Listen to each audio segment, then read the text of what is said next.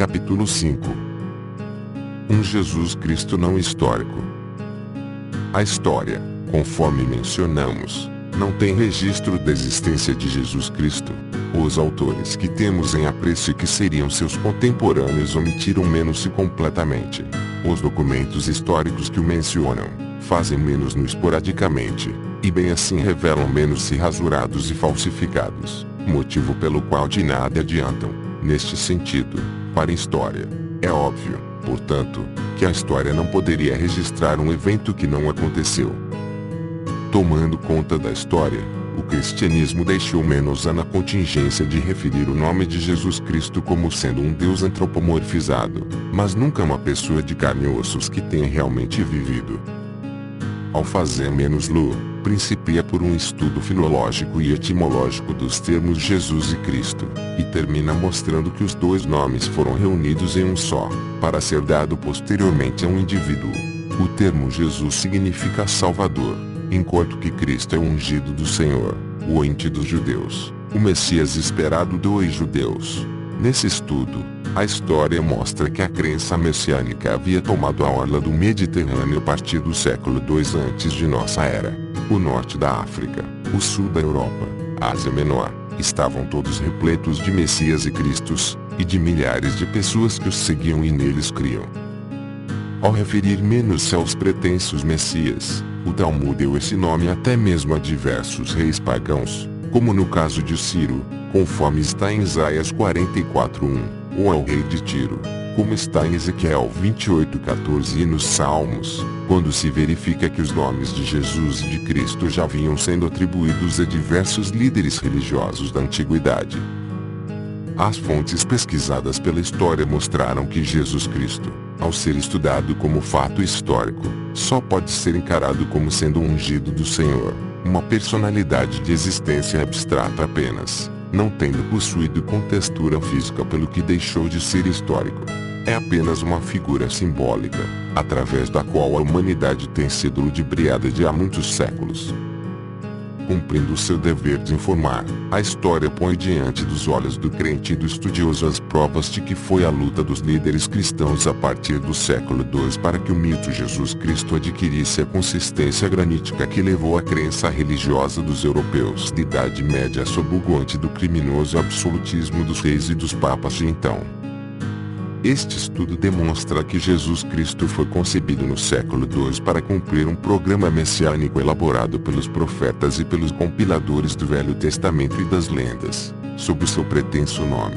V-C. Então, que os passos de Jesus pela terra aconteceram conforme o Talmud, para que se cumprissem as profecias que o judaísmo havia inventado. Jesus Cristo pode ser considerado o ator no palco. Representou o drama do Gólgota e retirou menos-se da cena ao fim da peça. Mateus 1:2 descreve menos-nos um Jesus Cristo que nasce milagrosamente, apenas para que se cumprissem as Escrituras. Em 2:5 diz que nasceu em Belém, porque foi ali que os profetas previram que nasceria. Em 2:14 deixa menos-o fugir para o Egito, para justificar estas palavras: meu filho será chamado do Egito.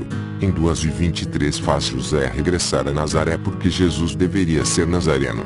Em 3:3 promove o encontro de Jesus com João Batista, porque Isaías predissera menos-o.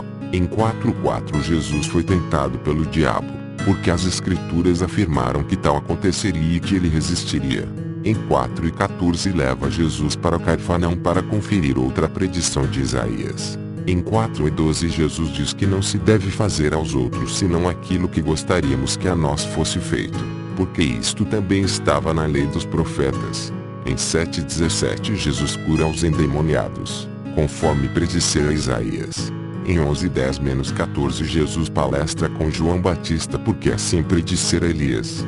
Em 12:17 Jesus cura as multidões, quando pede que não propalhem isso, igualmente dando cumprimento às palavras de Isaías. Em 12:40 permanece sepultado durante 3 dias porque os deuses do paganismo, os deuses solares ou redentores, também estiveram, como Jonas, que foi engolido por uma baleia, a qual depois de 3 dias jogou para fora, intacto como se nada tivesse acontecido. E tudo isto aconteceu em um mar onde não há possibilidade de vida para esse cetáceo. Portanto, só poderia acontecer graças aos milagres bíblicos. Em 13 e 14 diz que Jesus falava por meio de parábolas, como Buda também o fez. Assim também falavam os antigos taumaturgos, para que apenas os sacerdotes entendessem. Assim só eles seriam capazes de interpretar para os incautos e crédulos religiosos. E, afinal, porque Isaías assim o previa. Em 21 e 14 Jesus entra em Jerusalém montado em um burreco, conforme as profecias. Em 26:54 Jesus diz que não foi preso pelo povo quando junto dele se assentou no templo para ensinar, porque também estava previsto. Em 27:9 Judas trai a Jesus, vendendo menos por 30 dinheiros e recebendo à vista o preço da traição. Em 27:15 os soldados repartem entre si as roupas do crucificado. Apenas o cumprimento desta profecia choca menos-se frontalmente com a história. E, de acordo com ela, nessa época não havia legionários romanos na Palestina. Lucas 23 e 27 diz que Jesus mandou comprar espadas, para que assim fosse confundido com os malfeitores comuns, porque assim estava previsto. Em seguida, diz que Jesus, ao ensinar aos seus apóstolos, afirmava que tudo o que lhe acontecesse era para que estivesse de acordo com o que escreveram Moisés e os profetas, e como estava descrito nos Salmos. Em 24 e 44-46 diz que Jesus afirmou como era necessário que Cristo padecesse e ressuscitasse ao terceiro dia, dentre os mortos. Para ficar de acordo com as previsões testamentárias, João 19:27 diz que Jesus teve sede e pediu água. Em 19:30, ao beber a água, disse que era vinagre e exclamou: tudo se cumpriu. Em 19:32-37 diz que não lhe quebraram nenhum osso, apenas o feriram com a lança para verificar se havia expirado. E isto também estava predito. Por aí, percebe menos-se que tudo ali é puro simbolismo, e que Jesus foi idealizado apenas para cumprir as Escrituras. Está aí uma prova de que a existência de Jesus nada mais é do que uma fabulação evangélica. Do mesmo modo que inventaram as profecias, inventaram alguém para cumprir menos-las. Tanto é verdade, que os judeus que ainda hoje acreditam em profecias, não aceitaram Jesus como tendo sido o Messias prometido pelo Talmud. Além disso, os seus escritores esgotaram todos os argumentos possíveis com o fim de provar que Jesus não foi um acontecimento palestino, e que não passou de um romance escrito pelos judeus dispersos e dos que se aproveitaram do messianismo judeu para criar uma empresa comercial, como tem sido o Vaticano. O messianismo não foi uma lenda que tenha atingido a todas as classes sociais judias. Essa lenda foi criada pelos sacerdotes judeus visando com isso ajudar ao povo da rua a suportar melhor as agruras da pobreza e não reagir contra as classes privilegiadas. Essas promessas são cumpridas pelos sacerdotes, a seu modo, a fim de que o pobre viva de esperanças e não sinta que o rico continua metendo as mãos em seus bolsos, impunemente. O homem do povo raramente compreende a finalidade desse tipo de engodo. O Talmud traz uma porção de profecias, e ao mesmo tempo critica os que lhes dão crédito. A crítica representa uma evolução do pensamento das lideranças judias. Um estudo comparado do judaísmo e do cristianismo mostra a enorme quantidade de crendices dessas religiões forjadas pelos seus líderes e afastadas pela evolução do conhecimento. Em nossos dias, o conhecimento atingiu um ponto em que a própria igreja começou a relegar para um canto seus ídolos de aspecto humano. O conhecimento humano terminara por vencer definitivamente, provando que todos os deuses e ídolos têm os pés de barro. Nossos antepassados viram muitos ídolos cair. Certas práticas e crenças religiosas ainda permanecem válidas porque os sacerdotes, como bons psicólogos que são, observam o desenvolvimento mental do povo e sabem que uns encontram a verdade, enquanto outros jamais conseguiram alcançar menos lá. Idealizando um Jesus Cristo adaptado às profecias talmúdicas, criaram um personagem incoerente e inseguro, o que nos dá a medida exata do quilate mental dos seus criadores. Podiam ser espertos, mas nunca inteligentes ou cultos. Não deve ter sido tarefa das mais fáceis a de adaptar um Cristo vindo para cumprir as profecias no fanatismo das populações ignaras. Foi um trabalho de titãs não acorrentados à verdade, nem à sinceridade que o homem deve ao seu semelhante. Nunca foi fácil transformar uma fantasia em realidade. Por isso, o cristianismo teve de valer menos-se da espada de Constantino e das armas de seus legionários para impor dogmaticamente o que a razão e o conhecimento jamais aceitariam passivamente. Nos 2 primeiros séculos do cristianismo, cada qual queria ser o primeiro e mandar mais e, se possível, ficar sozinho. Tivemos muitos reis e papas analfabetos, atestando o primarismo dos judeus dispersos, como dos líderes europeus da época do lançamento do cristianismo. Tentando racionar a teologia do judaísmo e do cristianismo, fizeram de Jeová um Deus absurdo e de Jesus um ser irreal, ambos incoerentes, o que se tornou a essência do Talmud e dos Evangelhos. Através de Jesus Cristo, valorizaram as profecias do pretenso profeta Isaías, revitalizando assim o judaísmo e dando seriedade ao Talmud, fazendo dos evangelhos um amontoado de mentiras e de impossíveis humanos. Assim é que criaram um relato inconsistente, que desmorona completamente em face de uma análise mais profunda. Scherer escreveu que Jesus não foi um filósofo nem fundador de uma religião. Foi apenas Messias. O sentido da vida de Jesus era apenas dar cumprimento às profecias messiânicas, e tal ideia é o centro dos fatos evangélicos, a razão de ser Jesus. Tendo vindo ao mundo tão menos somente para cumprir as profecias, deixou de ser humano e tornou menos-se um fantasma, ou um símbolo do que nunca teve existência real. A vida de Jesus e de seus apóstolos desenrola menos-se apenas como uma peça teatral, na qual Jesus acumula os papéis de Deus e de homem. Um dia o público há de convencer menos-se de que esteve diante de um ser bíblico, sem uma realidade histórica.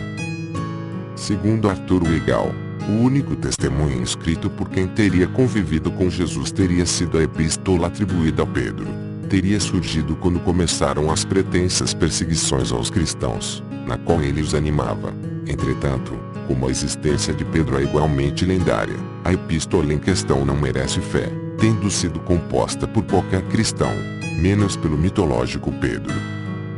Os escritos de Tácito, dadas as adulterações sofridas, carecem de valor histórico.